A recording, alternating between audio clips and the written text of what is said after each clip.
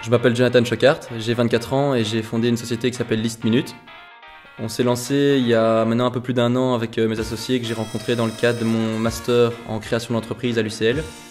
En pratique, List Minute, c'est quoi? C'est une plateforme qui permet de mettre en relation des particuliers pour des services tels que du babysitting, du jardinage, des petits bricolages ou garder les animaux pendant les vacances par exemple. On a maintenant plus de 8500 prestataires de services sur la plateforme et un peu plus de 19 000 inscrits. On s'adresse maintenant aussi aux entreprises en leur permettant d'offrir du crédit à leurs employés justement pour qu'ils puissent se débarrasser de leur corvée quotidienne. Et j'ai toujours voulu être entrepreneur depuis que je suis tout petit.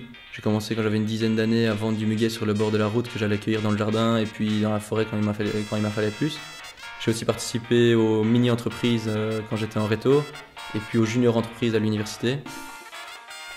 Et il y a quelques mois, il y a maintenant un peu plus d'un an, on a reçu un fameux coup de boost du réseau Entreprendre.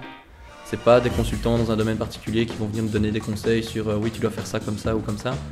C'est plutôt un partage d'expérience avec des gens qui ont réussi beaucoup de choses, qui ont raté aussi et donc avec qui on peut discuter des hauts et des bas de la vie d'entrepreneur et plutôt des décisions stratégiques.